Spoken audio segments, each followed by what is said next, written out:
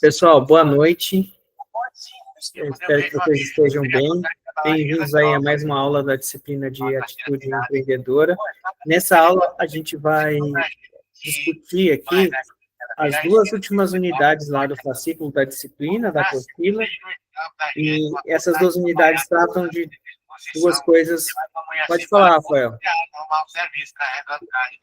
Professor, acho que tem alguém que está com o microfone ligado e está dando retorno. É o Jatiniel, né? Eu vou desativar o som dele aqui. Beleza. Melhorou agora? Beleza. Então, o tema dessa aula, nessa aula a gente vai abordar as duas últimas unidades do fascículo, e essas duas últimas unidades tratam do Canvas de modelo de negócio, que é um jeito de você representar de maneira gráfica, né, o seu modelo de negócio, e o produto mínimo viável. Esses dois assuntos são importantes para o desenvolvimento, né, desse tipo de negócio inovador. Eu acho que o produto mínimo viável é mais importante do que o Canvas, mas os dois são importantes. Os dois, cada um desses assuntos tem um livro específico escrito por uma pessoa que ajudou a desenvolver esse conceito aí na comunidade. Então, a gente vai meio que simplificar aqui coisas que as pessoas, que os criadores e as pessoas que estavam difundindo essa ideia fizeram no livro. No caso do Business Model Canvas, é o livro do Alex, e no caso do produto mínimo viável, é o livro do Startup Enxuta, do Eric Reis. Então, a gente tem esses dois livros que apresentam esses dois conceitos. Então, tem muito mais coisa. Estou falando isso porque tem muito mais coisa do que a gente vai conseguir cobrir aqui. Então, tem dois livros inteiros sobre isso que a gente vai tratar aqui nessa aula, tá bom? Qual que é a ideia? Vamos começar primeiro pela unidade 4, pelo Canvas. Qual que é a ideia do Canvas? Vamos recapitular o que a gente viu aqui, o que a gente viu nas aulas anteriores e tentar, de alguma forma, chegar no assunto de hoje. Eu vi que tem uma pergunta ali sobre busca de anterioridade. Eu posso responder depois que eu terminar de apresentar aqui, Luan, o conteúdo? Eu volto na sua pergunta. Eu vou até salvar ela aqui em outro lugar, para eu não esquecer, tá? Então, eu vou apresentar e depois eu respondo a sua pergunta e dúvidas de outras pessoas, tá bom? Sobre o assunto das outras aulas. Mas a gente começou essa disciplina aqui falando sobre o que é um negócio inovador, o que é inovação, o que é startup, etc. Depois a gente falou um pouco sobre a parte de proteção da tecnologia. E na aula anterior a gente falou sobre clientes e sobre segmentação, definição de personas. Dado que você sabe quem é o seu cliente, você definiu o mercado, como que esse seu negócio vai funcionar dentro desse mercado? Então, o objetivo do Canvas, modelo de negócio, é você conseguir, escolhi o mercado, quero ir para esse mercado, mas como que vai ser como é que o meu negócio vai funcionar nesse mercado? Então, eles propuseram um quadro, eu até coloquei um link para um quadro lá do Sebrae, não sei se vocês chegaram a acessar, vou tentar compartilhar aqui, e aí a gente vai ver o quadro. Então, a ideia do Alex foi propor um quadro, não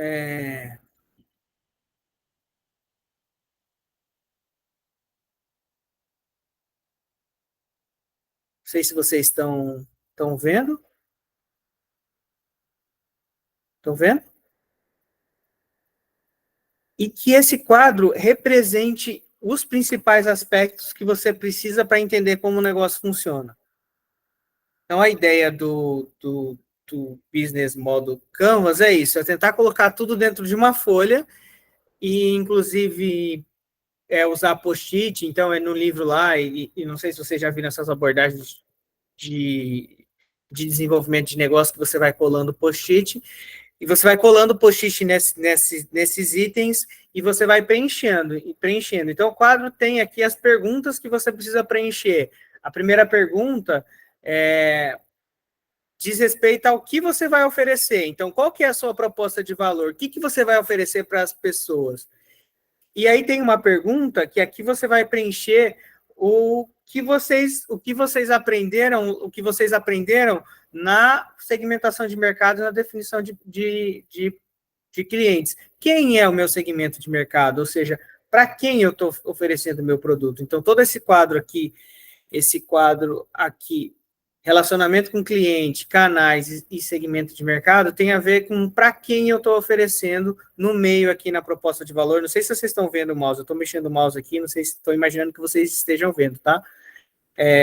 No mouse, aqui onde eu estou passando o mouse, na proposta de valor, é o que eu vou oferecer, o que eu entrego para esse meu segmento de cliente, e esses outros 3 quadros do lado são como eu vou entregar isso para o meu cliente, o que eu tenho como atividade-chave para conseguir entregar, quais são os meus recursos-chave, o que eu preciso, se eu preciso de pessoal especializado em alguma coisa, se eu preciso de dinheiro, se eu preciso de propriedade intelectual, desenvolver alguma tecnologia, elas vão entrar aqui em recursos chaves. E embaixo a gente tem a minha estrutura de custo, que é o quanto que eu vou gastar para conseguir desenvolver, entregar essa minha proposta de valor. Então, o quadro tem a proposta de valor do centro, que é o que a gente vai entregar para as pessoas. Desse lado aqui, para quem a gente vai entregar. Do outro lado, como a gente vai fazer para entregar. E embaixo, quanto a gente vai gastar na estrutura de custo e quanto que a gente vai receber nas fontes de renda. Então, basicamente é isso. Essa é a ideia dele. Então, é pegar esse negócio e pegar toda a ideia que você tem do negócio e colocar numa única folha. Isso fica claro para todo mundo entender o que é que você está fazendo. Quando você está falando de negócio, com o Business Model Canvas, é uma ferramenta que você consegue deixar claro em uma folha só. Não precisa você escrever um monte de documentos explicando tudo isso. Em uma folha você consegue entregar. E aí o Rafael colocou aqui no chat, é bem visual. Essa é a ideia é ser bem visual. Vou tentar criar um post-it aqui, vamos imaginar que a gente está fazendo sobre o iFood. O que o iFood entrega de proposta de valor? Imagino que a maioria das pessoas que estão aqui na sala já devem ter pedido comida no iFood, né? Como é que a gente poderia pensar aqui que poderia ser uma proposta de valor aqui para o iFood?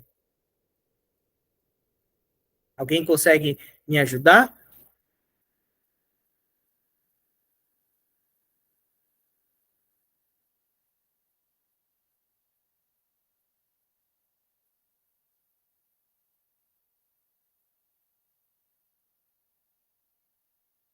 Tá, acho que ele falou um lanche, acho que a gente podia pensar assim, entrega de comida da região, beleza? E é quase que como, não só a entrega, mas você tem também uma vitrine, né, de comida, né? Então, ele entrega a comida e isso é uma proposta de valor, tá? Beleza. Pode falar assim, com uma vitrine de comida com entrega, sei lá. Vou pensar aqui.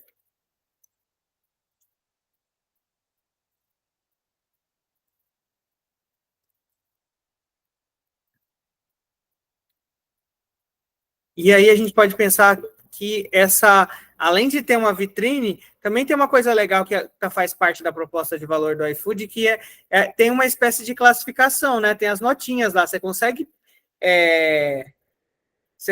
ver, né, quais são os restaurantes que estão bem mais classificados. Então, isso também é uma proposta de valor. E a gente está pensando aqui também nessa proposta de valor aqui do iFood, essas duas que a gente colocou, que tem a ver com conforto e tem a ver com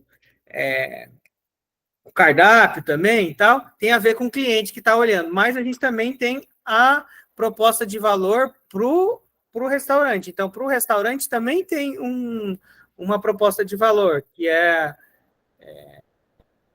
sei lá, talvez acesso a clientes.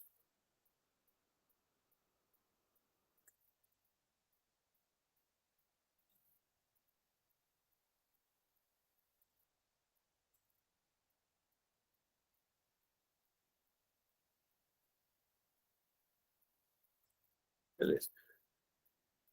A gente poderia pensar em elencar outras, mas vocês conseguiram entender assim, qual que é a ideia dessa parte aqui de proposta de valor? Então, na proposta de valor, a gente tem que colocar o que a empresa vai oferecer para o mercado que vai trazer valor para os clientes. No caso do iFood, os clientes podem ser são tanto o restaurante quanto os consumidores que abrem um aplicativo lá para poder pedir a comida, tá? Tanto o restaurante que está oferecendo, quanto os consumidores que estão pedindo a comida. Beleza? Ficou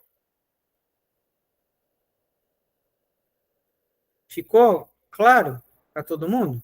Então, o iFood tem essa história de larga escala, mas é mais uma larga escala depende da cidade, né? Numa grande cidade, assim, você consegue atender uma região grande, né?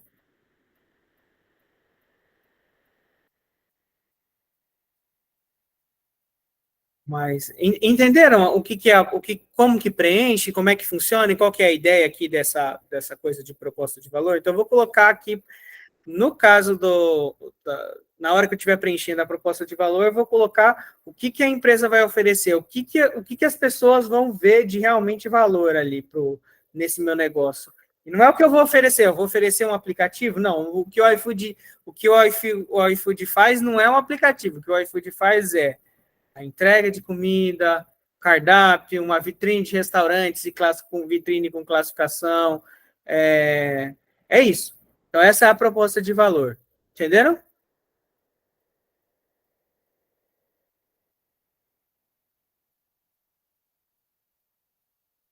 E aí, se a gente estivesse fazendo aqui aí a gente vai para o segmento de mercado. Quem são os clientes aqui? Qual que é o mercado? Então, são os consumidores, né? Vou chamar de consumidores, as pessoas de casa que vão comprar, no caso aqui do iFood, e os restaurantes.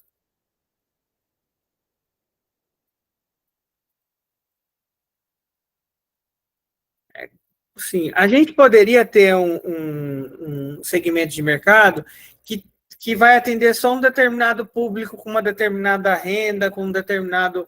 Aquelas coisas que a gente discutiu na aula anterior, né? Pode falar, Júlia. Professor, cada quadradinho desse eu tenho que colocar a cor diferente? Não, aqui sim, se você tivesse preenchendo no post-it, eu acho que seria bom você colocar a cor diferente, mas aqui, nesse que eu estou usando, que é um do Sebrae, que eles disponibilizam, eu nem consigo mudar a cor, tá? Eu só adiciono quer dizer, até dá para mudar, né? É possível mudar. Eu estou fazendo, dá sim. Eu estou fazendo por esse daí. Não, seria legal você mudar a cor, tá? Eu não tinha visto que tinha como mudar a cor aqui, não. Fechou. Tá, tem como mudar sim. Vamos mudar aqui, vamos colocar outra cor. Vamos colocar essa aqui. Assim. Então tá bom. Tá? Eu posso utilizar esse modelo aí mesmo, né? Isso, a ideia é que vocês usem esse daqui. A ideia da disciplina é que vocês conheçam essa ferramenta, tá? Muito mais isso e que você pense sobre essas coisas do que... mas pode ser sim.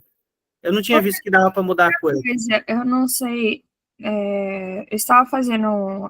Não é nem sobre essa atividade em si, sobre a atividade acho que número 2, que você tem que fazer uma pesquisa lá das patentes, certo?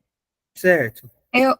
Quando eu fui fazer a atividade, eu não consegui pesquisar no INI, uma coisa assim. NPI. Isso. Eu não consegui, não achava os números de todos os exemplos que eu coloquei lá possíveis, eu não consegui achar. Eu não sei se outras pessoas tiveram a mesma dificuldade que eu, mas não deu certo para mim. Eu não sei se você consegue mandar depois, que aí depois que a gente terminar isso... Eu consegui acessar bonitinho e tal, tanto que eu acabei fazendo a atividade por eles, Mas esse outro eu não consegui achar muita coisa, porque ele não ia para frente, entendeu? Entendi. O site do INPI é um pouco confuso mesmo. Mas é o banco de dados oficial do Brasil, né? Depois aqui que acabar, a gente pode tentar fazer uma consulta lá no site do INPI, tá bom? Então tá bom, obrigada, tá bom? Bom, mas tá, vamos lá. Vamos tentar voltar aqui para o Canvas, que essa é uma atividade, inclusive, e eu acho que é importante que vocês conheçam pelo menos a ferramenta, porque é uma ferramenta, pelo menos para quem está começando, é uma ferramenta útil e legal, porque ela consegue deixar tudo visual e tudo fica numa página, né? Você tem realmente um modelo de negócio em uma página fácil de entender. Depois, aqui, ainda pensando em para quem eu estou fazendo o meu negócio, eu tenho um relacionamento com o cliente e os canais.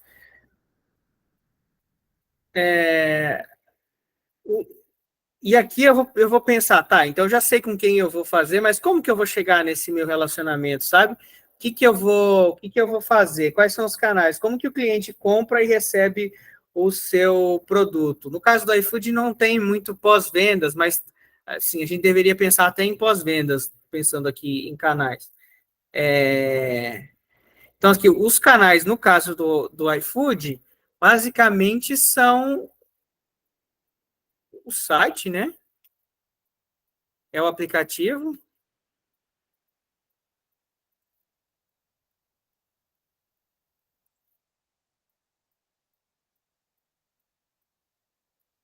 e o site.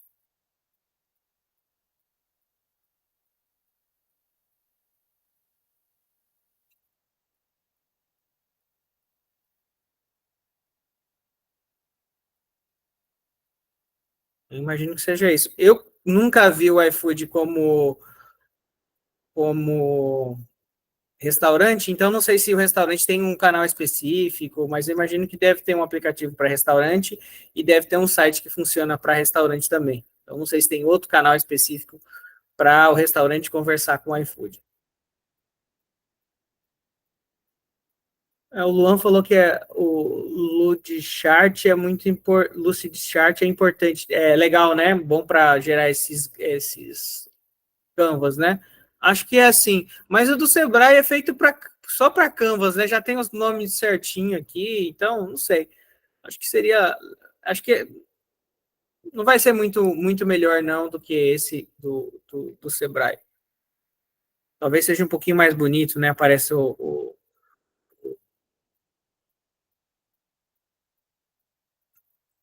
e assim, o relacionamento com o cliente, como que o iFood se relaciona com esses segmentos? Sei lá, vou colocar aqui.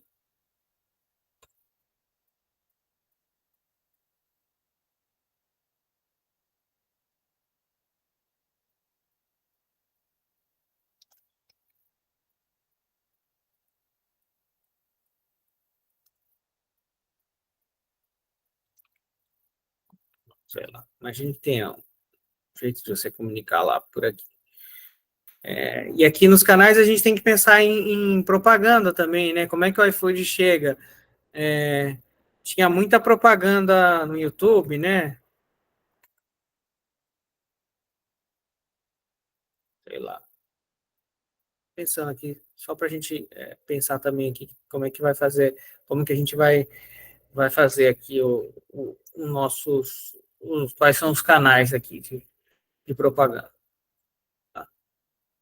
E aí, feito isso, a gente termina o para quem, e a gente pode pensar no como, quais são as atividades-chave, e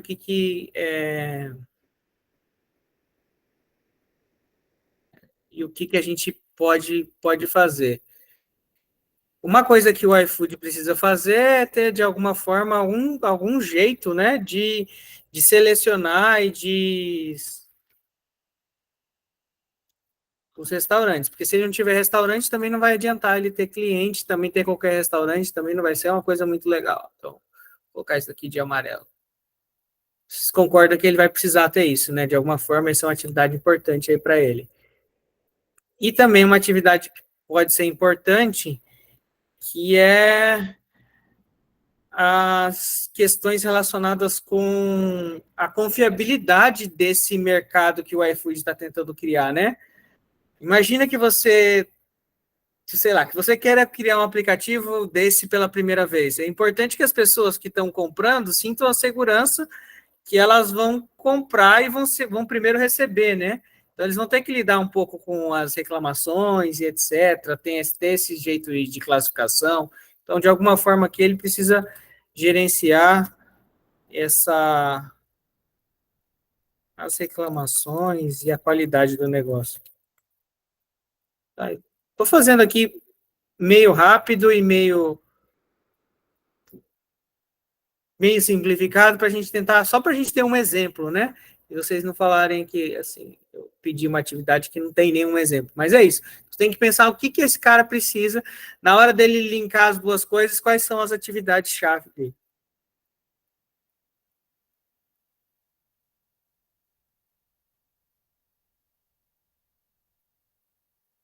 O Luan falou um pouco por. Tem gente falando propaganda na TV e tal. Tem todas essas coisas que a gente poderia colocar ali nos canais, sim, tá? Instagram, tudo isso a gente poderia colocar ali. Eu acho que, sim, acho que está sendo legal porque vocês estão realmente entendendo como é que é para fazer, e aí, no quanto vocês tiverem que fazer, acho que vai ser mais produtivo. Então, aqui, listei aqui duas atividades-chave para o iFood, a gente pode pensar em mais atividades-chave, se for o caso.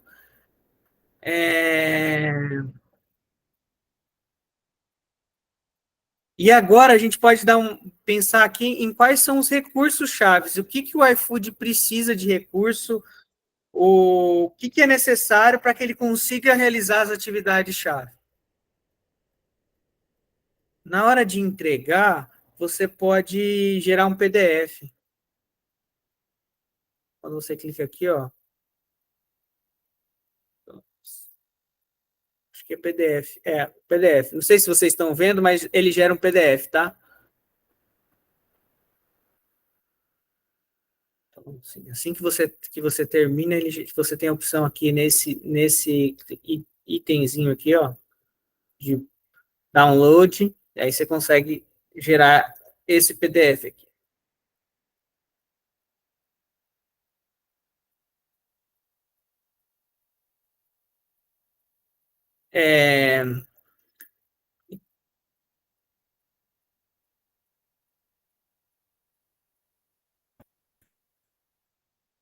Essa história de produtos de qualidade, eu acho que tem muito a ver com essas atividades de selecionar o restaurante e gerenciar as reclamações e a qualidade, porque o iFood mesmo não faz, né? O hambúrguer, por exemplo, o lanche, como alguém colocou aí. Então, não tem como a gente falar que ele vai propor produtos de qualidade, né? Ele precisa. Ele é um facilitador, né? Ele está organizando o mercado ali. Tem gente oferecendo lanche e tem gente querendo comprar. Como ele consegue, é do mesmo jeito que Mercado Livre, a própria Amazon tem que gerenciar a qualidade, tem um monte de vendedor e pessoas querendo comprar. Se aquele produto deu muita reclamação, ela precisa, primeiro, o cara precisa ter segurança que ele vai receber o dinheiro dele de volta, então aí tem, dentro dessa atividade de gerenciar reclamações e qualidade, tem um passo de você devolver o dinheiro para a pessoa, né? Se o lanche se você comprou uma coisa numa loja e o entregador diz que entregou, mas você não recebeu, você vai querer receber seu dinheiro de volta, né? Pode ter esses problemas aí de reclamações e entrega, e gerenciar isso é uma atividade-chave e envolve, inclusive, você devolver o dinheiro para a pessoa. Beleza? Então, é isso. Então, essa história de você ter uma avaliação é um mecanismo importante aí de gestão do mercado que você está tentando organizar, né? Esse mecanismo de avaliação é importantíssimo. Os lugares com pior avaliação têm um motivo, né? Mesma coisa o Airbnb, mesma coisa o Uber, todos esses têm eles vão se preocupar com isso, com essa gestão aí do que é entregue, desse mercado que você está tentando construir, né? Tá? Então, já que a gente tem aqui, acho que a gente pode fechar essas duas atividades, a gente pode pensar em agora nos recursos-chave. O que, que eu preciso para conseguir fazer isso? E o que eu preciso, aqui, no que eu preciso, entra as coisas que são as propriedades intelectuais, inclusive as que dizem respeito à tecnologia. Então, aqui nos meus recursos-chave, no caso do iFood, é importante para ele a marca. E é uma propriedade intelectual que a gente estudou lá na unidade 2. O iFood tem uma marca, a propagandinha iFood é uma coisa que pega. Os meus filhos pequenininhos, eles ficam com essa propaganda do iFood aí, vermelho na cabeça deles. Então, a marca é um recurso-chave para o iFood. E aí, o próprio, vamos chamar de plataforma, que inclui o aplicativo, o site, tudo, essa plataforma tecnológica também é um recurso-chave, que inclui o aplicativo, o site.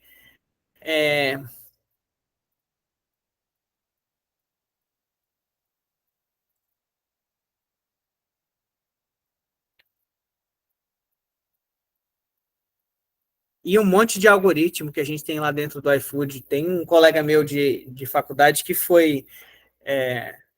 que trabalhou na parte de tecnologia lá do iFood, então eles investem mesmo em tecnologia, tem algoritmos de inteligência artificial sendo implementados, algoritmos sofisticados, então tem uma equipe grande de computação lá dentro trabalhando e desenvolvendo, ajudando a melhorar o produto deles, essa plataforma que é grande. Então, tudo isso entra como um recurso-chave. No caso do iFood, a plataforma deles precisa processar um monte de pedido ao mesmo tempo. Então, você precisa de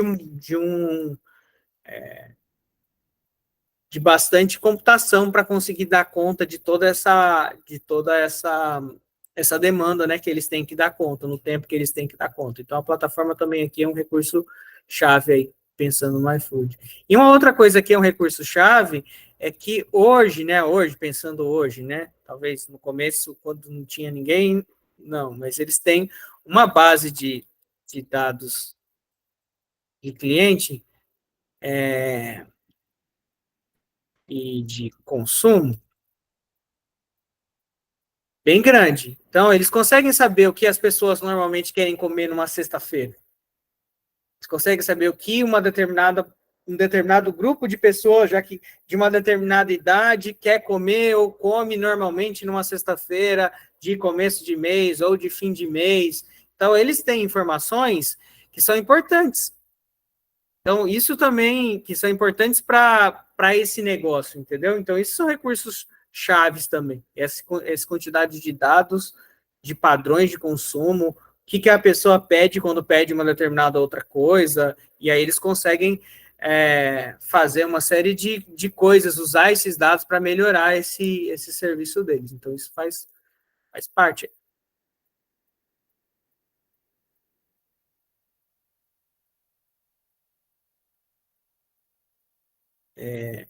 Feito isso, ainda dentro do como, o iFood tem parceiros que vão ajudar ele. No caso aqui no caso deles, os entregadores são parceiros.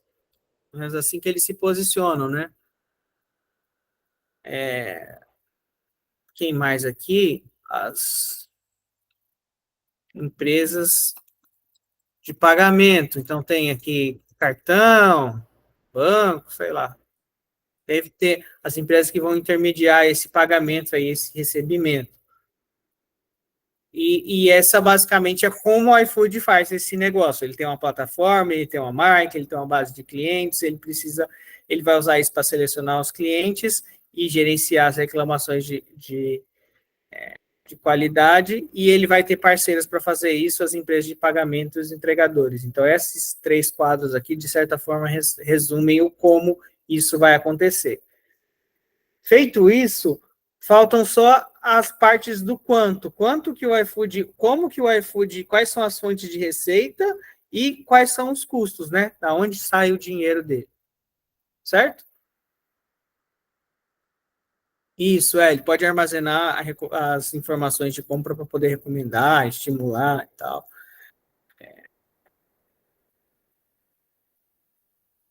Então, vamos primeiro pensar aqui nos custos, com o que eles gastam. Ele vai gastar com toda a infraestrutura da plataforma.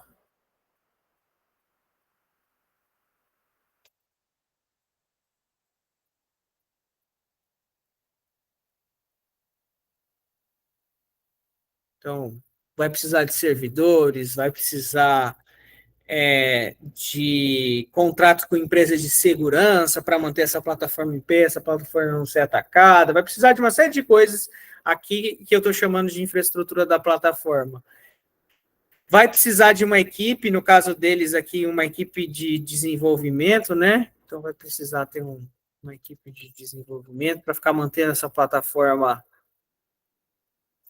em pé e criando novas coisas e etc. E vai fazendo essas análises de BI também.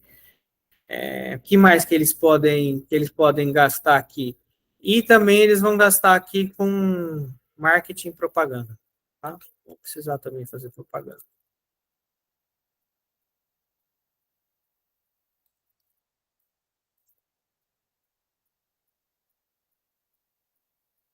Que a gente consiga colocar esses três aqui já está. Certo?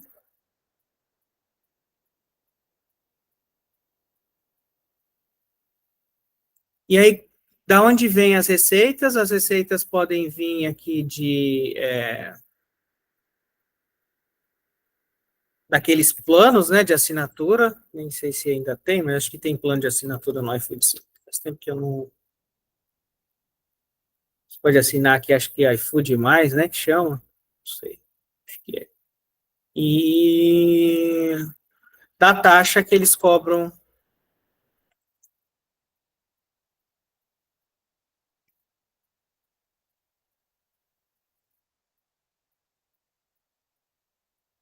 Para cada negociação, ou venda, sei lá, eles cobram uma taxa. Aí dessa taxa que eles cobram, eles bancam esse custo aqui, dessa taxa dos planos de assinatura, eles bancam esse custo sustenta toda essa estrutura que faz chegar nessa entrega de valor. Certo? Então, aqui, muito resumidamente, eu acho que aqui para o iFood ser um negócio tão bem desenvolvido, eu acho que a gente conseguiria expandir esse quadro aqui um pouco mais, mas muito resumidamente o que a gente tem, o que a gente poderia ter aqui para o iFood seria isso. Então, a gente teria esse quadro que, de certa forma, representa como esse negócio funciona, e olhando para ele você consegue ver. Eu usei cores diferentes para ficar mais fácil da gente identificar o que está sendo feito em cada um dos quadros. Então, o quadro vermelho, os post-it em vermelho representam o quê, em verde representa para quem, em amarelo representa como, e em azul representa quanto, tá? Que são os custos aí, custos, receitas e custos. E esse é o espírito aí desse Canvas modelo de negócio. Então, você vai para o seu negócio, para aquilo que você está criando, você vai tentar responder essas perguntas e você vai anotando. No livro do Alex, ele usa bastante post-it, recomenda que use post-it, então virou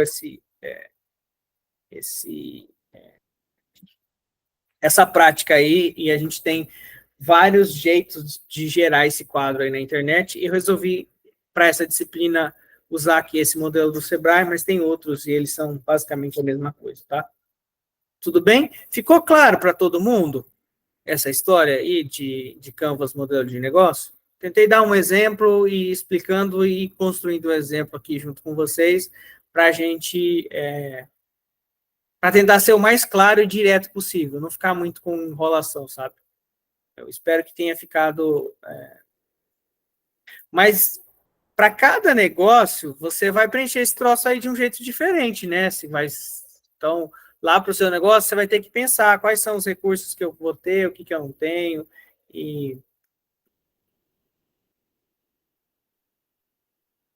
Ah, legal, legal, Olivia. Eu não conheço. Se você puder colocar aqui o analista de negócios, é o site, vou tentar entrar aqui, peraí.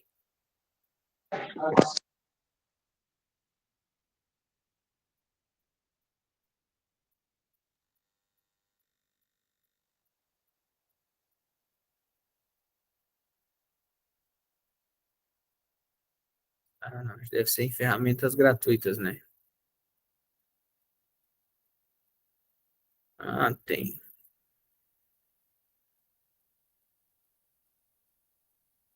Ah, tem um PPT aqui para preencher, um PDF. Se vocês quiserem preencher em PDF, essa recomendação da Olivia é legal, porque você consegue entrar aqui, né? Imagina que você baixa o PDF em A3, e aí consiga trabalhar. Se você quiser preencher no PowerPoint, também tem a versão em PowerPoint, que são essas e essa daqui. E aí você pode baixar e preencher. Então, é legal. Valeu pela recomendação aí, Olivia.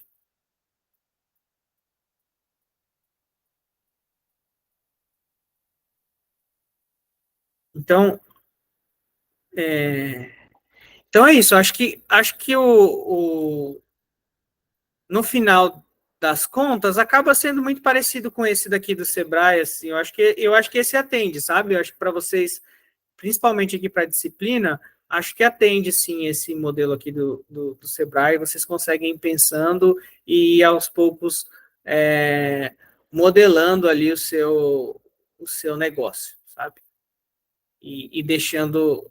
Mas o espírito, acho que foi bem entendido, é você tentar, de certa forma, resumir todo o negócio, e resumir todo o negócio é o que você vai fazer, para quem, como e quanto, em uma folha. Então fica bem fácil assim de você perceber o que é que você está de fato fazendo. Acho que isso também ficou claro. Eu meio que o objetivo aqui era apresentar isso para vocês. Tudo bem? Alguém ficou com alguma dúvida desse, desse tema aqui? Alguma coisa que eu possa explicar, que eu tenho que explicar melhor?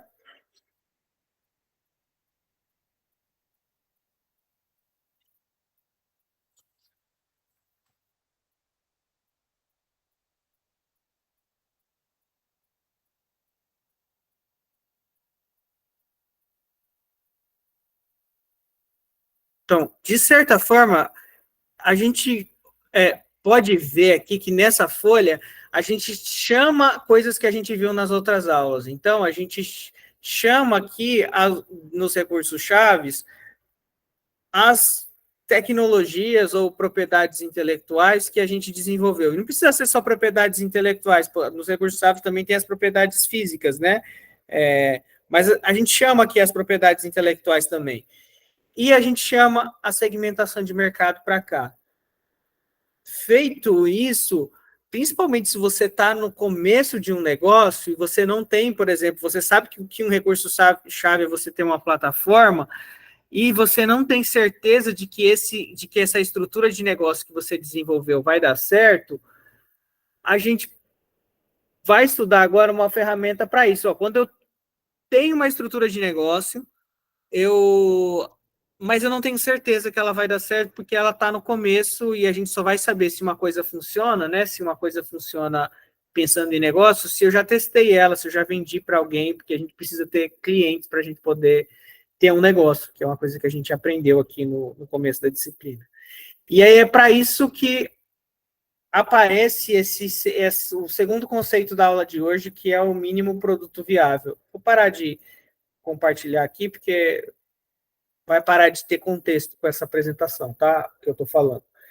E a ideia do mínimo produto viável é o seguinte, tá, beleza, eu entendi que eu vou precisar ter ali um produto para eu conseguir desenvolver o meu negócio, mas eu ainda não tenho esse produto. Se eu gastar todo o dinheiro que eu não tenho para desenvolver esse produto, e eu descobrir que esse produto que esse negócio não é viável na hora que eu começar a testar, significa que eu vou ter jogado meu dinheiro fora. E uma outra coisa que startups em geral têm, além delas serem de risco, é que elas não tem muito dinheiro para torrar, assim, em desenvolvimento, ao contrário das empresas mais estabelecidas e grandes, enterprise, né, que elas podem tentar desenvolver coisas que não vão para frente, como, por exemplo, o óculos de realidade lá do Facebook, que foi uma aposta, e é uma aposta do negócio lá dele, que foi desenvolvido e foi até o final, e não teve mínimo produto viável apresentado, pelo menos não que a gente saiba, né? Com certeza teve teste de desenvolvimento, mas isso não foi testado no mercado. E a ideia do mínimo produto viável é exatamente o contrário dessa. A gente não vai apresentar um produto pronto no mercado, a gente vai apresentando um produto que vai sendo construído à medida que o negócio vai se desenvolvendo. Então, vou tentar primeiro criar o mínimo produto, um produto o menor possível, que ainda atenda esse meu modelo de negócio, que ainda faça sentido para esse modelo de negócio, mas que ele eu não vou gastar todas as minhas energias aí. Em computação, tem um conceito, uma ideia, que a gente usa bastante quando está desenvolvendo, e que tem um pouco a ver com o mínimo produto viável. Quando a gente está desenvolvendo alguma coisa, se a gente não tem os recursos para desenvolver aquela coisa completamente, a gente assume a gente assume dívidas. Então, existe uma coisa que a gente chama de dívidas técnicas. Então, a gente está desenvolvendo, por exemplo, um sistema, um equipamento, e aí a gente vai fazer isso aqui de um jeito que não é o jeito que ele vai funcionar na prática, mas que depois a gente vai ter que corrigir, então por isso vem uma dívida, então estou assumindo uma dívida, estou simplificando, e aí depois eu vou ter que pagar essa dívida. Então, a gente assume uma dívida. Então, o mínimo produto viável tem uma relação com o que a gente chama lá em computação de dívida técnica. Então, você vai assumindo várias dívidas e depois você vai pagando essas dívidas. Então, por exemplo, imagina que você está fazendo uma plataforma dessa como o iFood. Pode ser que no começo não tenha uma grande plataforma por trás. É um aplicativo simples, bem simples, que só mostra os restaurantes, você pede, e aí cai no WhatsApp, uma outra pessoa, você faz esse pedido lá pelo WhatsApp. E aí você tem um funcionário ali que está fazendo essa coisa.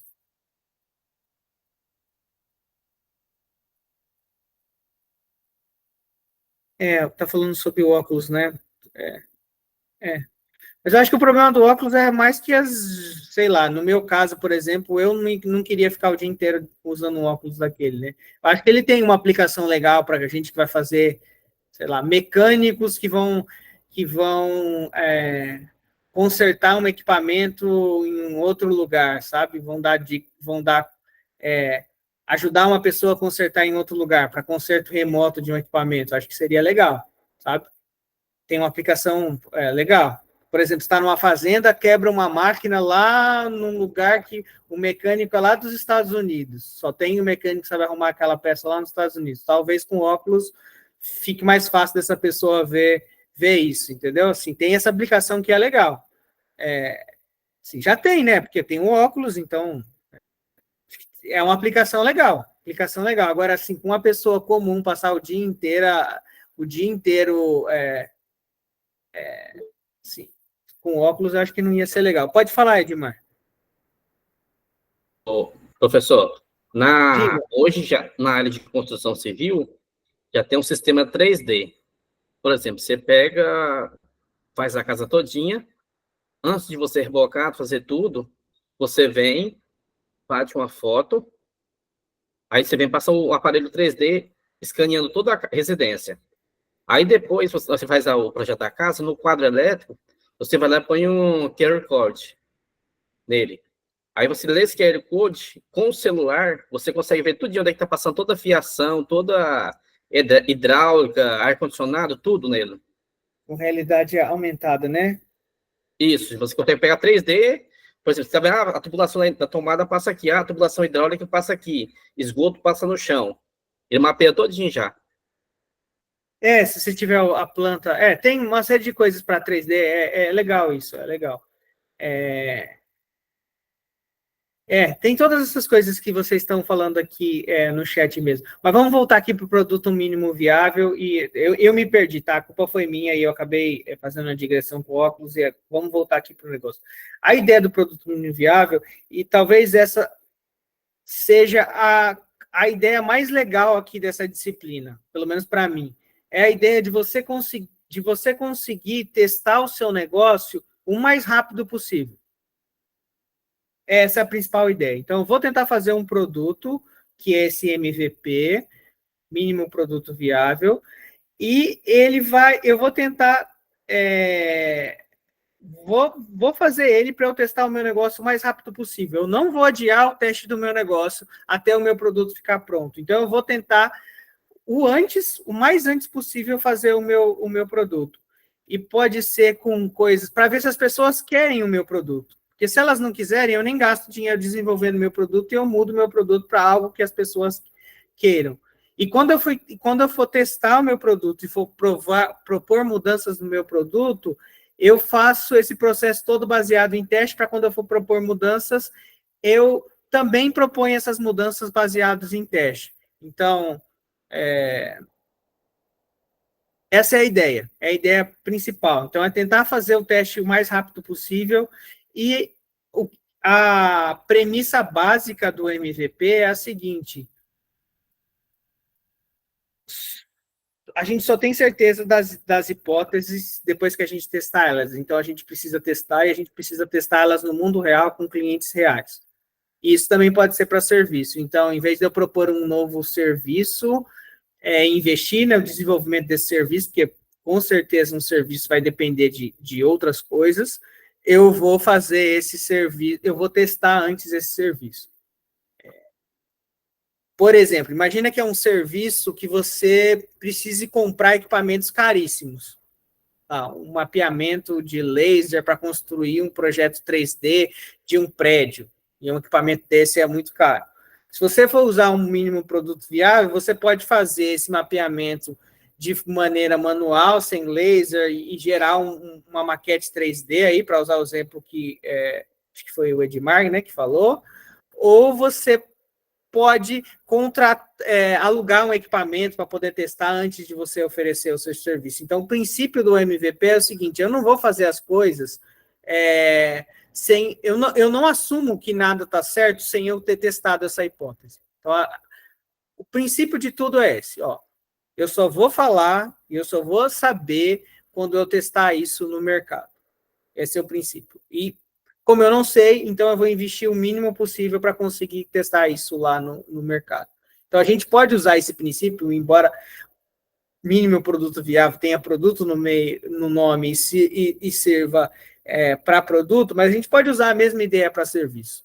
Então, dependendo do serviço, eu vou depender de uma coisa que é muito cara e eu não vou investir nisso, então eu posso alugar, ou eu posso fazer manualmente, ou eu posso fazer de um outro jeito. Sim, se você vai oferecer um serviço desses, antes de você criar um aplicativo desse que pode ser caro, você pode fazer isso com uma planilha, você pode fazer isso manualmente, você mesmo atendendo as pessoas e vendo se as pessoas querem. Aí, todas essas grandes empresas hoje começaram com um produto viável, né? Com mínimo produto viável. O próprio Dropbox, Airbnb, todos eles tiveram MVPs que eram simples e que nem eram exatamente o produto, nem tinha o produto desenvolvido antes de conseguir.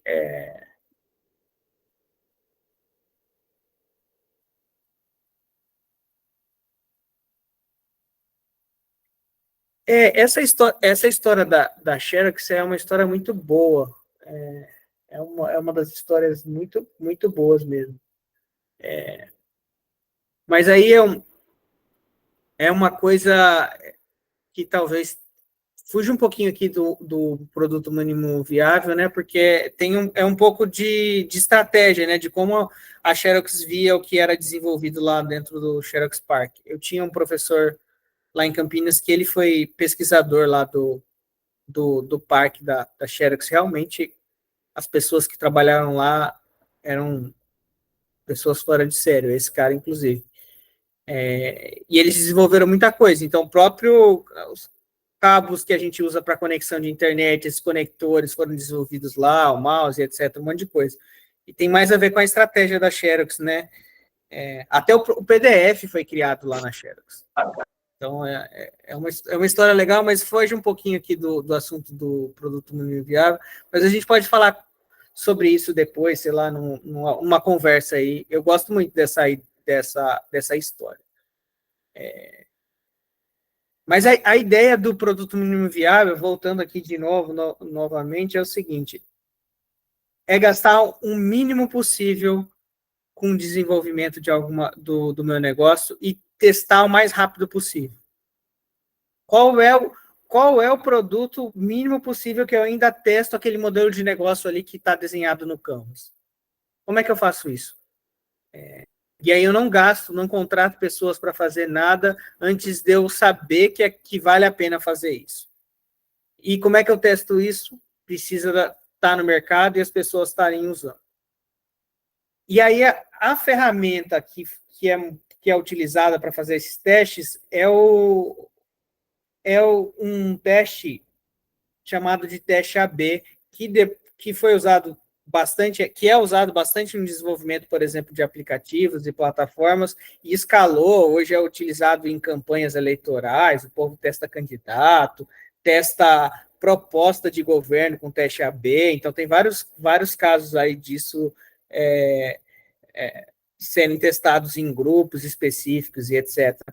Essa mesma ferramenta aí que é chamado de teste AB, que tem um pouco origem aí no MVP.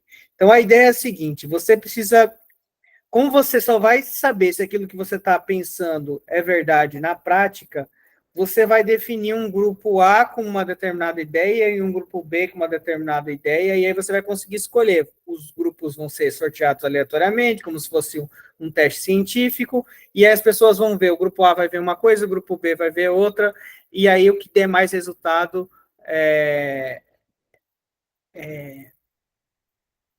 vence e ganha. Então, as plataformas usam muito teste AB para ir evoluindo a plataforma. Então, como é que eu sei se vale a pena o meu botão ser vermelho ou o meu botão ser verde ou ser indiferente? Nos sistemas. Faz diferença de acordo com padrões de UX lá, o botão ficar mais para a direita, ficar no centro e etc. As plataformas testam. E para algumas pessoas vão ver um sistema ligeiramente diferente, os sistemas vão mudando devagarzinho, e aí você vai evoluindo a plataforma. E aí, se você segue o princípio do MVP à risca num negócio, você cria uma cultura de mudanças e de desenvolvimento baseado em dados. Isso é uma das coisas que eu acho mais legais desse processo. Não sei quantos de vocês já tiveram a oportunidade de participar de um processo de desenvolvimento de um produto ou de uma tecnologia, e durante o desenvolvimento, um monte de gente que faz parte da equipe acha um monte de coisa. Todo mundo, os engenheiros, o pessoal que trabalha com design, todo mundo acha um monte de coisa, acha como é que tem que ser, e eles colocam na cabeça, se apegam às ideias. Se você cria uma cultura baseada desde o começo, baseado no que funciona, e cria uma perspectiva totalmente, define tudo isso numa perspectiva totalmente operacional, ou seja, só importa aquilo que funciona, não interessa se é bonito, se você consegue contar uma boa história, você consegue, você cria uma cultura baseado em dados que é muito importante para o desenvolvimento de um negócio. Eu sou muito fã dessa metodologia aqui de produto mínimo viável, de todos os princípios que estão por trás. Eu não sei se eu estou conseguindo deixar claro aqui o quanto eu realmente acredito nisso, sabe? Quanto é importante você criar, não só você seguir esses prazos, mas você seguir para tentar criar uma cultura de desenvolvimento de um serviço, de um produto baseado em dados, porque senão vira uma cultura de política, de narrativa, de construção, e dificilmente você vai conseguir evoluir, porque todo mundo tem um motivo lá para achar que tem que seguir um caminho no desenvolvimento e outro. Então, acho que tem os testes AB dentro do produto mínimo viável, eles são importantes, assim, como um mecanismo cultural. Se você consegue fazer isso desde o começo do desenvolvimento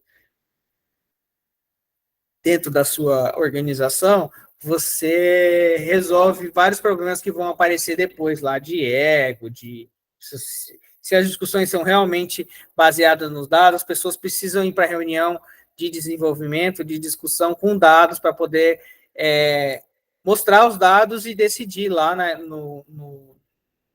e decidir os caminhos com base nos dados que foram observados. Então, acho que isso é muito, muito mesmo importante. Então, sempre que eu vou desenvolver alguma coisa, agora mesmo eu coordeno um projeto de desenvolvimento relativamente grande, tem uma equipe de engenheiros aqui, e eu estou tentando implantar essa cultura lá. Eu acho que a coisa mais importante para o processo de desenvolvimento é isso. Por mais que você possa ter os recursos para fazer tudo que tem que ser desenvolvido, você conseguir criar essa cultura de ser baseado em dados e você não acreditar em nada só porque alguém está falando e porque parece que é bonito, mas sim porque tem as hipóteses foram testadas, isso é muito importante. Isso, desenvolvimento de games, os próprios desenvolvimentos de aplicativo, né? Dentro desse universo aí de produto mínimo viável, você sabe que no começo o seu produto vai ser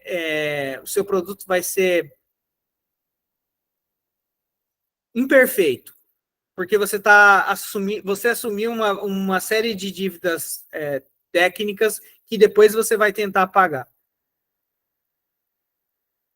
Mas aí os usuários do começo, acho que a gente chama de early adopters, né? Acho que a Olivia talvez saiba melhor, mais do que eu, assim, esse termo, acho que é isso, né? Os adotantes iniciais, quem entra primeiro no negócio de tecnologia, eles aceitam esses erros e essa imperfeição do seu produto.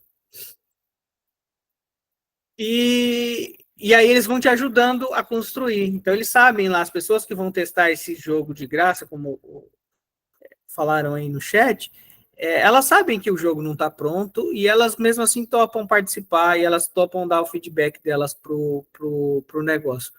E essa opinião de quem tá usando, para quem está desenvolvendo, é muito rica. Se você sabe que vale a pena colocar um botão em tal lugar, ou se você sabe que aquela história não ficou cansativa, que quando você coloca aquela história, as pessoas passam mais tempo jogando aquela escolha de enredo, né? Faz as pessoas ficarem mais tempo jogando do que outras, é muito valioso para quem tá desenvolvendo, porque normalmente quem está desenvolvendo está longe, não consegue ter essas ideias. E aí a gente precisa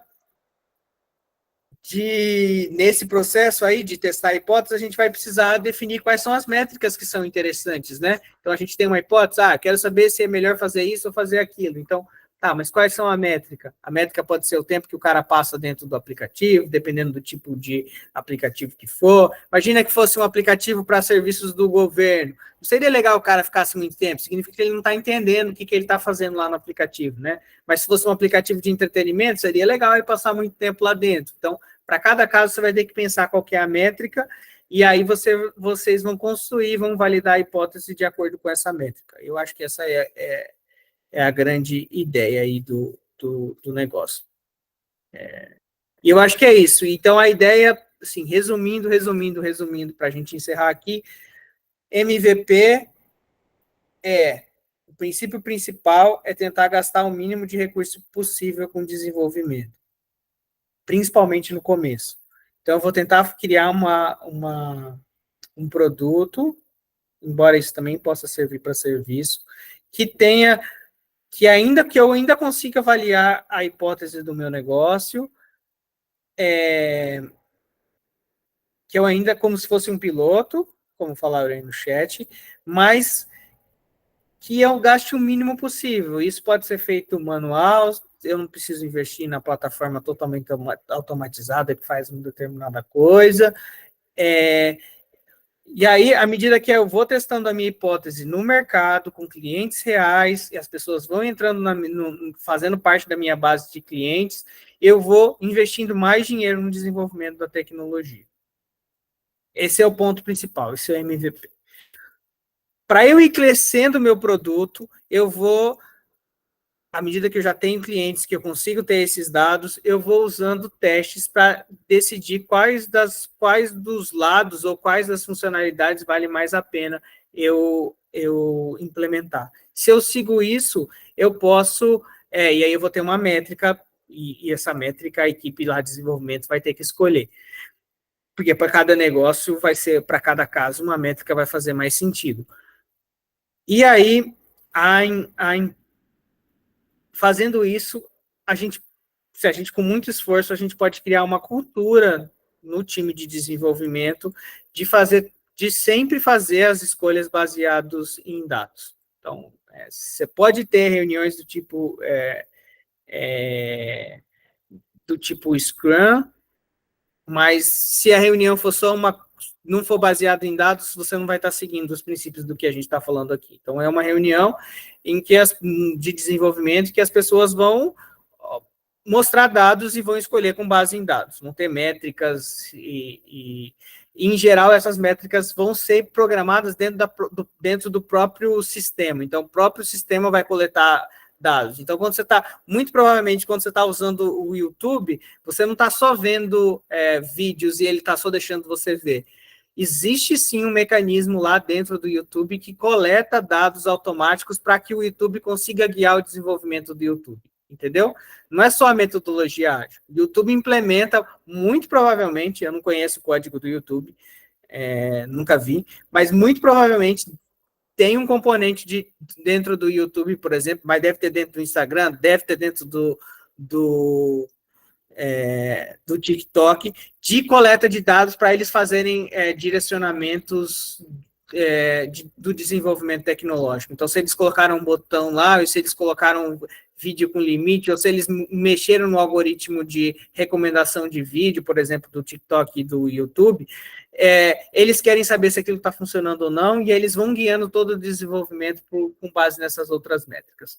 Muito provavelmente, porque eles não vão deixar esse dado que é muito valioso, de como as pessoas estão usando a plataforma deles, ser perdido. E esse é o princípio aqui. Tudo isso está dentro do livro lá, Startup Enxuta, do Eric Ries, que é a base para essa conversa que a gente está fazendo aqui sobre produto mínimo viável. Então, isso é a ideia de produto mínimo viável. Acho que eu consegui aqui, no final, resumir todos os passos. E que mesmo que eu não esteja criando um negócio inovador, que é a proposta aqui dessa disciplina, fazer uma conversa pensando em um negócio inovador, eu posso levar esse princípio do produto mínimo viável para o que eu estou fazendo. Então, normalmente, quando eu vou desenvolver alguma coisa, por mais que não seja no contexto de startup, mesmo dentro do meu laboratório, a gente vai fazer o mínimo possível e vai testar se aquilo funciona, se a pessoa que contratou a gente está satisfeita com aquilo, antes de investir tempo em outras coisas, para que isso fique o mais barato possível. Então, no final do ano passado, a gente desenvolveu um produto para uma usina aqui, que era para analisar um determinado sensor que eles tinham lá. A primeira versão era super simples, fazia basicamente nada, mas testava se a gente podia seguir aquele caminho. E aí as versões foram crescendo à medida que a gente foi entendendo que estava indo para o caminho certo. Então, eu uso isso realmente o tempo todo. Toda vez que eu vou tentar desenvolver alguma coisa, eu tento fazer o mínimo possível, e aí eu vou crescendo essa coisa e vou pagando as dívidas que eu assumi. Então, algumas coisas que tinham que ser automatizadas eu fazia manual, e eu assumi essas dívidas, é como se eu tivesse passado um cartão lá. Ó. Passei esse cartão, vai chegar a fatura, eu vou ter que pagar em algum momento. Se o projeto não dá certo, eu não preciso pagar a fatura, tudo bem. Se o projeto dá certo, eu vou lá e pago continuo caminhando, vou lá e pago todas as dívidas técnicas que eu assumi ali no desenvolvimento e faço esse produto mínimo viável deixar de ser tão mínimo assim. Basicamente é isso. Tirando isso um pouco do contexto aqui de startup, levando isso para um contexto um pouco maior, que é o de desenvolvimento. em particular, desenvolvimento de software, de equipamentos com software, né, que é o que eu faço, que eu acho que eu sei fazer um pouquinho. É isso, gente. Eu acho que era isso que eu queria conversar com vocês. Essa é a última aula aqui da disciplina. Espero que vocês tenham gostado também dessa conversa, dessas 4 conversas que a gente teve, das aulas de dúvida. Espero ter conseguido apresentar assim o quanto eu gosto dos assuntos que a gente tratou aqui nessas conversas e tentado de alguma forma mostrar coisas que vocês podem fazer, tá? Não sei se alguém tem alguma dúvida relacionada a alguma coisa. Eu sei que eu tenho uma pergunta que eu tenho que responder aqui. Alguém perguntou se podia consultar apenas uma das plataformas. O ideal seria que você consultasse na busca de anterioridade todas as plataformas, tá? Pessoa que eu acho que fez a pergunta lá no começo da aula. Deixa eu só voltar o chat aqui. É o Luan. O ideal seria você fazer a busca no máximo de plataformas possível, mas se você não estiver conseguindo, como a colega não conseguiu acessar o site do INPI, não tem problema, tá? Mas é bom saber que o INPI é porque o INPI é o site oficial brasileiro. Deixa eu ver se eu consigo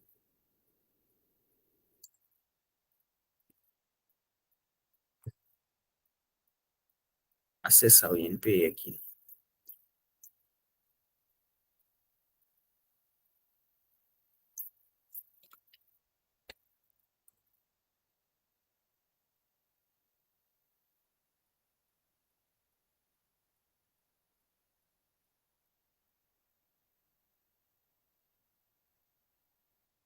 Ó, eu vou tentar mostrar para vocês aqui como que uma consulta do INPI, tá?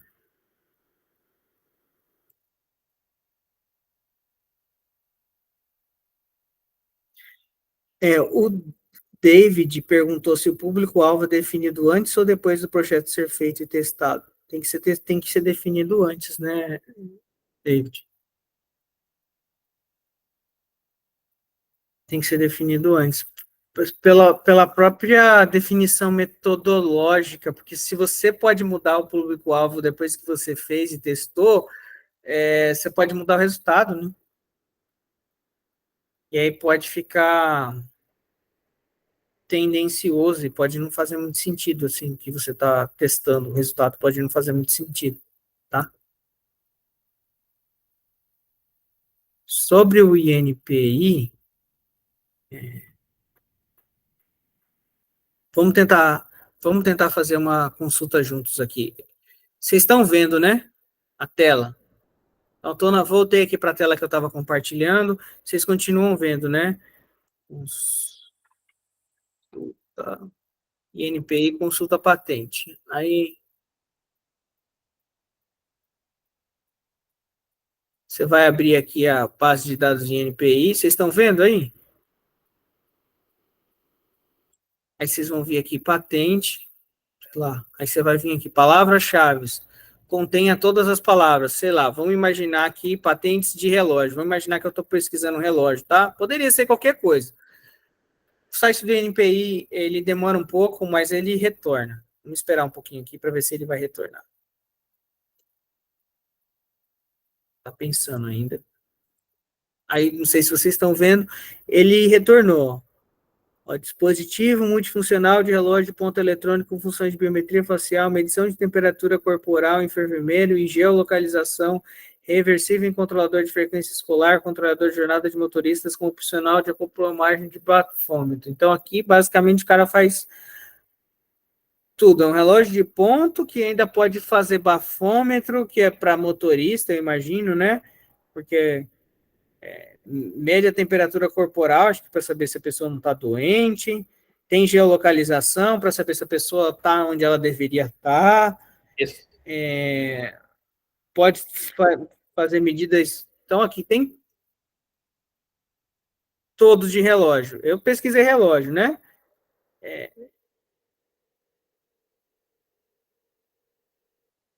E aí relógio tem todo tipo, ó. Relógio de pulso com tela expansiva. A gente pode dar uma olhada aqui, o que significa isso, o que é essa tela expansiva.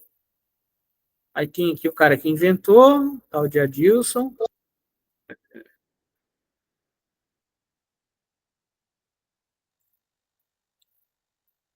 Ô, professor, aquele Oi. relógio lá que tem bafômetro lá, geralmente são usados em usina generadora, lugar de período de risco, porque Ah, é. para você estar entrando, você tem que fazer um teste de bafômetro, tudo isso aí. Ah, é. Faz sentido, né? Que a pessoa. Aí aqui tem os processos de cumprimento de exigência. Vamos ver se a gente consegue ver aqui o pedido do cara.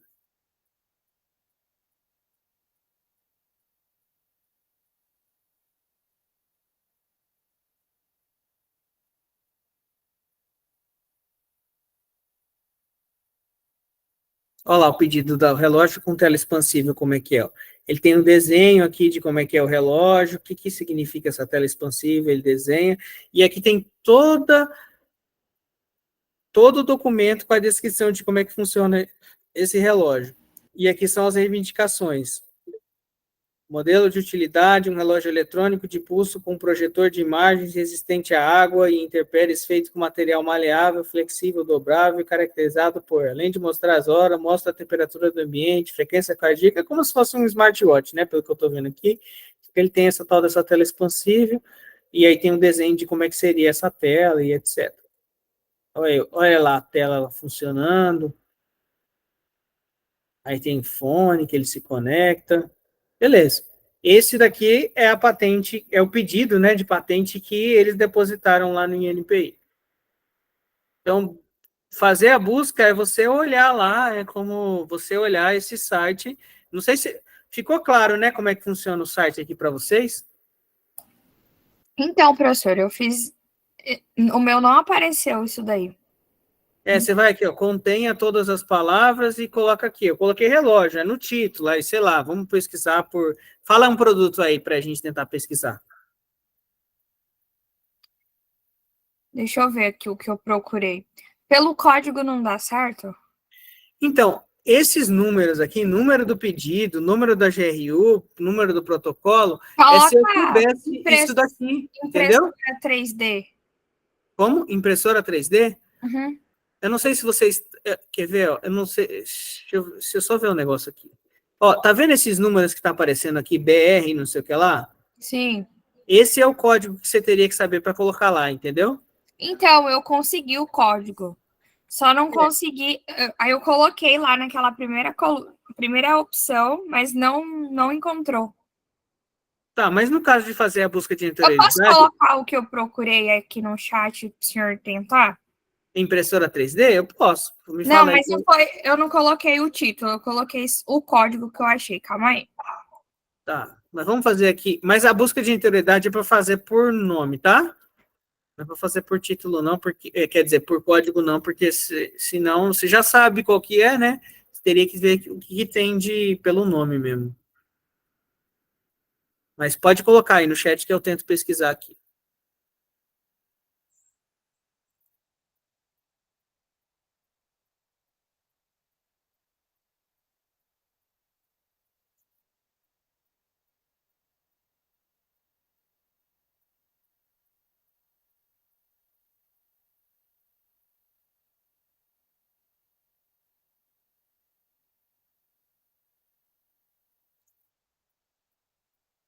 Olha lá, impressora 3D apareceu bastante coisa. Ah, mas só uma página.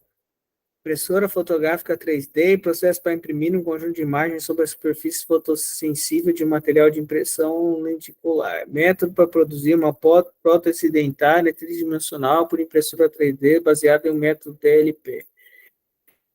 Parte funcional tridimensional, método para construir corpos camada por camada por meio de uma impressora 3D. Sistema e método de gestão de suprimentos de pó novo reciclado de impressora 3D.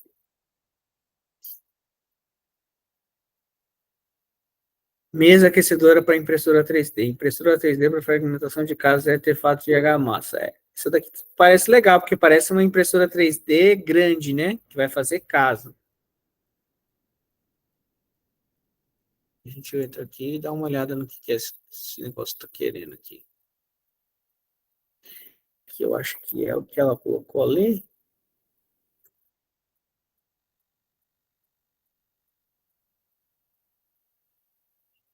Aqui tem o desenho, né? Sempre é o mesmo padrão. Tem que desenhar e explicar o que cada elemento aqui dessa impressora 3D de casa faz.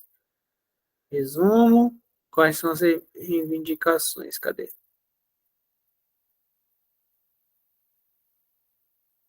Impressora 3D para fabricação de casa e artefatos de argamassa. Eixo cartesiano, robô de 6 ou mais eixos, robô de... Tá, aqui essa é a patente. E aí você vai ver que essa patente não tramitou muito, né? Ó, você vai ver aqui o que vai acontecendo. Em 2022, o INPI emitiu alguma coisa. Vamos ver o que é isso. O que é essa coisa aqui?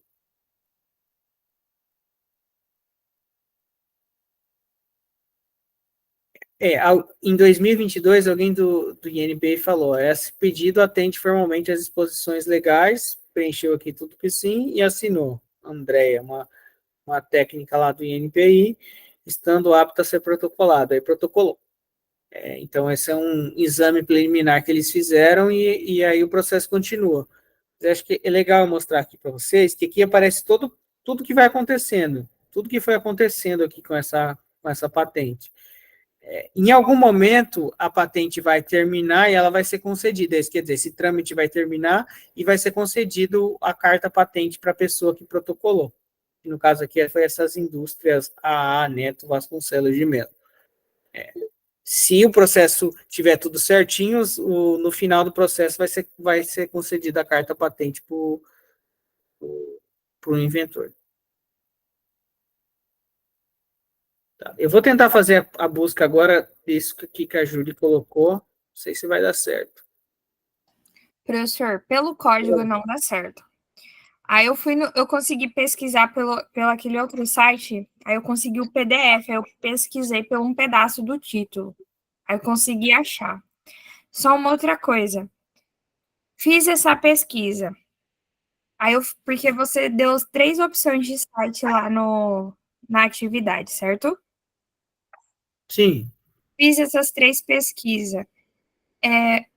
Como eu deveria continuar fazendo a atividade, fazer o relatório, só para me entender, para ver se eu fiz certo? O relatório é só você explicar quais são as patentes que tem desse produto, entendeu? Ah, então tá. Então eu fiz certo, então. Só isso mesmo. Então. Mais para vocês entenderem como é que funciona isso. Então o trabalho deu certo. Deu muito trabalho para conseguir achar isso daí. Tá, eu não sei se coloca o BR aqui. Eu tentei de várias maneiras, não consegui, então eu não sei. Mas agora, pelo título, igual o senhor explicou, deu certo. Tá, normalmente a busca de anterioridade é feita pelo título. No Google Patentes, em geral, não sei se vocês usaram também, acho que eu coloquei lá, né, para procurar no Google Patentes. Sim, eu procurei nele. Nele eu consegui achar todas as informações e um pouco além também. Se você colocasse aqui o código, se esse código está válido, em geral é para funcionar, né? Normalmente a gente... Sei lá, o negócio agora não está querendo funcionar aqui no meu computador. Mas tudo bem, era para funcionar aqui você fazer a busca de anterioridade aqui pelo Google Patentes com código. Tem alguém com a mão levantada, se quiser falar? Aí, cliente, você fazer essa consulta, vai dar print na tela para colocar que fez ou só relatório normal? Né?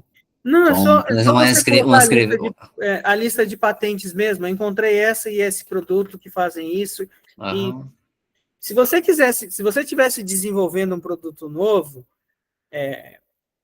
seria interessante você colocar o que o seu produto é diferente desse, entendeu? Quero fazer uma impressora 3D de casa. A minha é diferente porque tem isso, tem aquilo. Sim. A busca de interioridade ela é importante, principalmente se você estiver desenvolvendo, primeiro, para você não quebrar a patente de ninguém. Isso é importante. E segundo, para você ter ideias sobre como você resolve determinada coisa, né? Porque às vezes você está desenvolvendo um produto que não vai ser exatamente aquilo, mas alguém já fez algo parecido em outro produto. Então, por exemplo, pode ser que você tenha um sistema dentro do seu produto de recarga de álcool em gel. E tem um outro produto que faz outra coisa, que tem um sistema de recarga de um creme que tem quase a mesma viscosidade do álcool em gel. Eu falei hoje isso com um cara que trabalha comigo na equipe de desenvolvimento. O design pattern mais importante do desenvolvimento é a cópia. É o principal design pattern. Então, se você conseguir achar a patente de um produto que é muito parecido, mas que é para outra coisa, e você conseguir olhar e ver os desenhos e saber exatamente como fez, vai te ajudar muito, né? Você não vai estar quebrando a patente dele porque você não está fazendo a mesma coisa, mas você pode copiar e se basear no dele para poder fazer o seu. É que nem eu tava pensando, só pesquisando, automação de placa solar, limpeza. Se você pesquisar, Tem, mas talvez não você tem. encontre. Tem, mas não tem. Talvez, eu não sei se faz. Que tipo que faz? Se ela semanalmente limpa? Se ela limpa quando ela cai Às vezes, a sei lá. limpeza, Não, cai vamos o imaginar, rendimento? assim, você quer fazer um sistema de limpeza de placa solar, tá? Vamos imaginar que seja isso. Uhum. Mas, para isso, você vai precisar ter um sistema que borrife água a não sei quantos minutos. Talvez você ache um sistema que não seja de placa solar, para você não quebrar a patente deles, mas que faça outra coisa, ou que seja de um carro, ou que seja para agricultura, que tenha uma outra aplicação, que seja um outro sistema, que tenha um mecanismo que você precisa, e que está descrito na patente, exatamente o que você quer desenvolver, entendeu? E aí você ganha tempo no desenvolvimento. Porque você vai... O limpador de para-brisa, por exemplo. Pode ser. Quando molhar, ele tem carro que quando molha ele já liga, né? Automaticamente. Pode ser. Aí você vai lá, olha a patente do limpador de para-brisa e tenta aprender com ela, entendeu? Sim.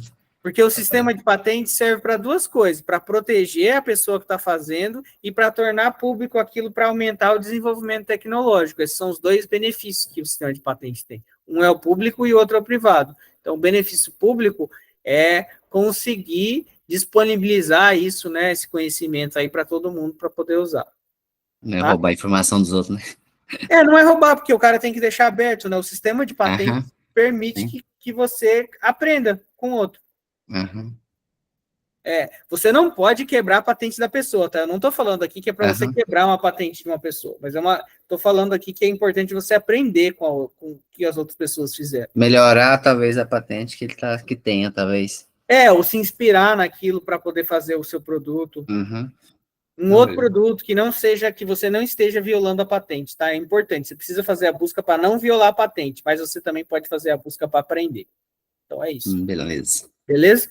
Sim, obrigado. Acho que alguém perguntou aqui, acho que a Laura, se eu podia falar um pouco sobre o negócio da Olivia, né? Eu acho que a Olivia que é a Laura que perguntou isso? Não, foi a Laura, não, foi alguém. Foi o Rafael, perguntou onde eu posso visualizar o trabalho da Olivia, do programa Centeio. Eu acho que a Olivia é a pessoa mais indicada para responder, né, Olivia? Não sei se ela ainda está aí, mas a Olivia tem um negócio que foi pré-incubado com a gente, e eu dei o exemplo do negócio dela na aula, que é um negócio muito interessante, mas acho que ela pode dizer mais sobre o negócio do que eu, né? Ela pode ajudar. Eu só dei um exemplo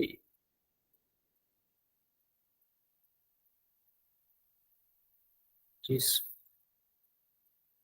Aí a Laura perguntou sobre, eu não sei se a Olivia quer se manifestar, ou se vocês querem trocar contatos, e aí ela pode falar um pouco melhor, quiser falar aqui também, fica à vontade. A atividade 3 precisa criar uma tecnologia ou projeto que em algum momento usa tecnologia, como exemplo, eu quero criar uma loja do kit de aniversário com alimentos que podem ser consumidos por alérgico. Pode ser, Laura, pode ser isso. esse negócio que vende. Eu acho que tem um nicho aí de aniversário que as pessoas não atendem muito bem, né? Se você é alérgico ou se você não come, você é vegano, tem alguma restrição alimentar, né? Eu já fui em várias festas que as pessoas agora estão levando a própria comida para a festa. Principalmente festa aqui da universidade, você vai e o professor está com a própria comida lá, porque não come alguma coisa ou não pode comer e tal.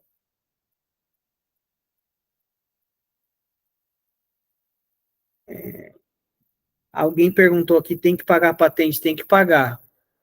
No INPI tem todas as taxas, tá? E aí, eu não me lembro qual que é as taxas.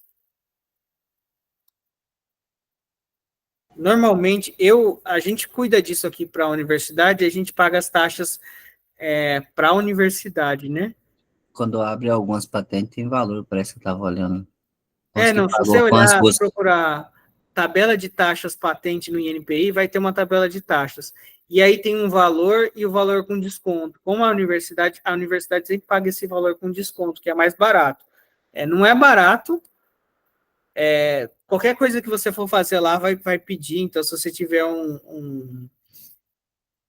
se você tiver que cumprir uma exigência, aí você vai ter que pagar um boleto lá, e se você não paga o boleto no dia certo, você perde. Então tem uma série de ritos. É um processo, como se fosse um processo judicial mesmo.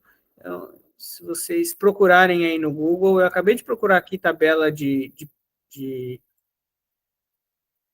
taxas de patente e NPI, e apareceu aqui para mim uma tabela com os valores. Então, cada coisinha que você vai fazer vai ter um valor, não é o valor do processo inteiro que você paga. Então, cada uma daquelas coisas que vai acontecendo com a sua patente, você paga para depositar, depois você paga quando alguém achar alguma coisa, se tiver que protocolar uma resposta, então você vai sempre pagando, vai pagando a manutenção anual, e a manutenção anual vai variando o preço à medida que a patente vai passando mais tempo lá. Então, tem taxa sim. Não é barato, mas também não é absurdo. Deixa eu só olhar aqui a tabela que eu acabei de abrir, qual é o maior valor que tem lá.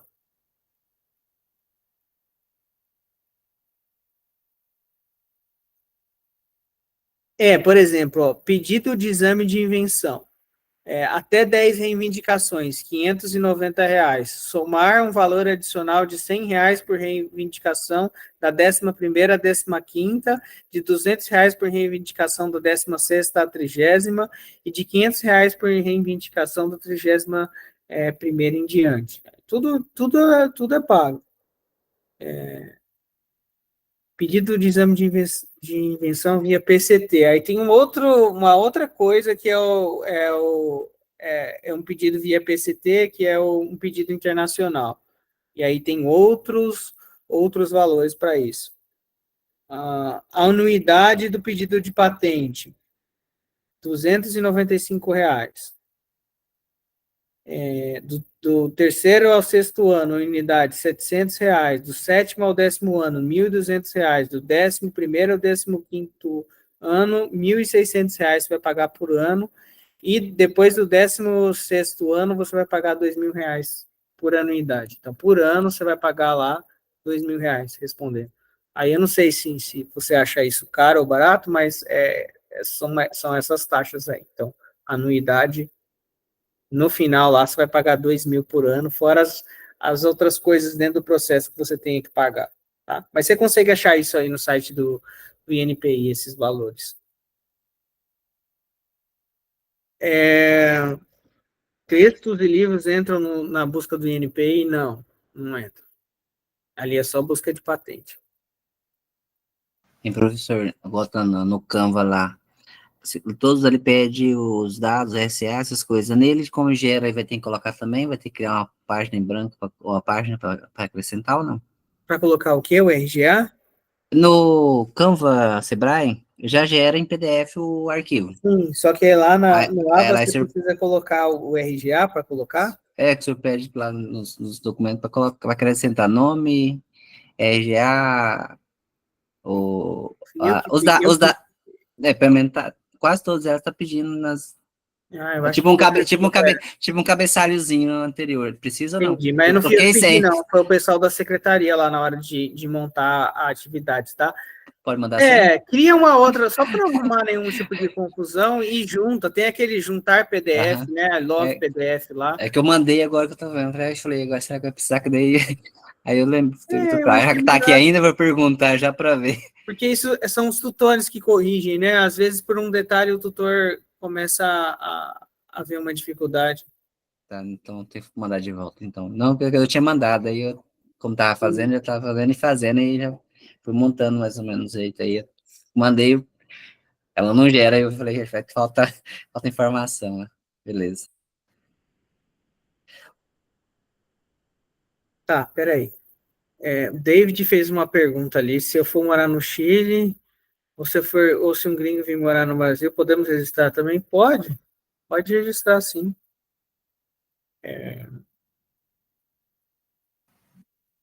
Você pode registrar de fora, morando à distância. O jeito mais fácil de você registrar uma coisa fora é via PCT, vai ficar mais barato do que você registrar lá fora. O NPI tem essa possibilidade aí, que esse programa PCT. Aí você faz o pedido no Brasil e durante o primeiro ano você não precisa evoluir para o PCT. Esse PCT é um, é um tratado de cooperação de patentes internacional. Aí tem um sistema de patentes internacional, que aí você escolhe em quais dos países você vai, para qual dos países você vai expandir, né, a sua patente. Aí você registra primeiro no Brasil, e se eu não me engano, você tem um ano para poder evoluir aí para o PCT, escolher se você vai evoluir, né, a patente para o PCT ou não. Basicamente, acho que esse é o melhor caminho, tá? De fazer um pedido internacional. Mas você pode sim fazer um pedido no país direto, sem passar pelo PCT, se você quiser, né? Só que você vai ter que seguir os critérios desse país. Provavelmente você vai ter que ter um escritório lá no país que vai fazer o depósito para você. É um rolê, não é? Então,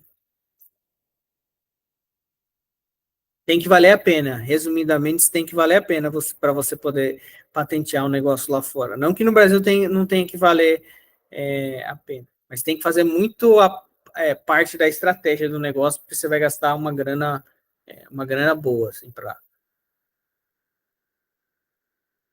conseguir depositar fora do Brasil. Mais alguma dúvida, gente?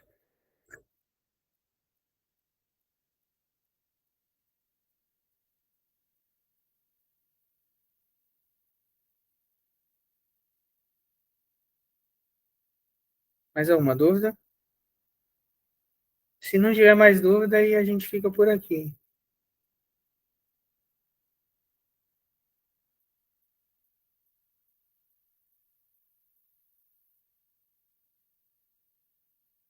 Augusto disse que está perdido. Alguém falou sobre. Tá, então, sim, assim, não tendo mais dúvidas, a gente fica por aqui. Augusto, eu recomendo que você assista às aulas lá do começo. Eu tentei seguir um fluxo aqui na disciplina para apresentar esses 5 temas que eu queria apresentar para vocês. Recomendo também que você dê uma olhada lá no fascículo. Eu tentei resumir bem os conteúdos todos lá no fascículo e tentei explicar eles aqui nas aulas. Espero ter conseguido, mas acho que é possível, sim, de você pegar uma parte aí do conteúdo, tá bom?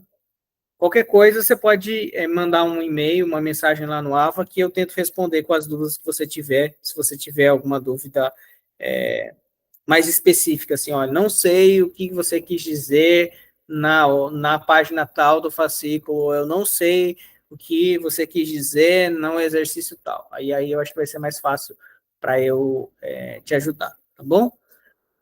É isso, gente. Um bom curso para vocês, sucesso aí. Se a gente não se encontrar mais durante a jornada de vocês aqui na disciplina, eu fico à disposição. Se vocês tiverem qualquer dúvida, pode mandar mensagem lá pelo AVA. Mesmo nas férias eu respondo, tá?